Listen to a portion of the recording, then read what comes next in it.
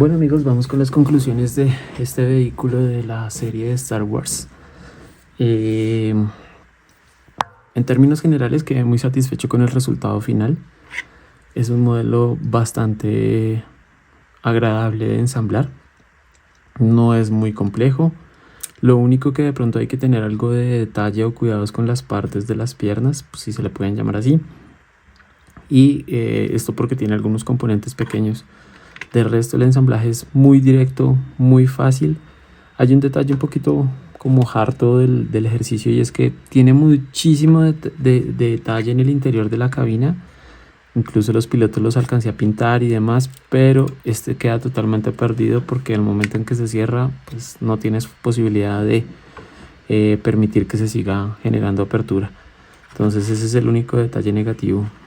No sobraron ninguna pieza, no sobró ningún componente dentro de los sprues.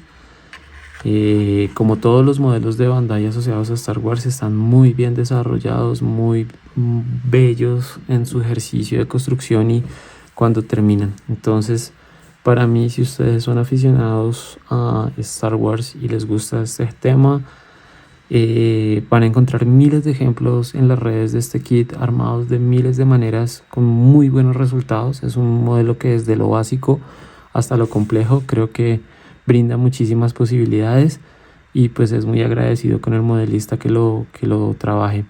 Así que para mí es un recomendado total. Por ahora amigos, no es nada más, un modelo más que va para la estantería. Les agradezco por favor que se suscriban al canal para llegar a más gente, hacerlo crecer, mayor comunidad. También para que si quieren y les parece interesante esta información que les brindo, pues puedan dejar su like, que es totalmente gratis y no les hace ningún daño. A mí me ayuda bastante. Y no olviden también, si tienen comentarios, preguntas, observaciones, dejarlas ahí, que yo estaré atento para contestarles en cualquier momento. Así que por ahora no es nada más amigos, un abrazo modelista, éxitos, estamos en contacto y bye.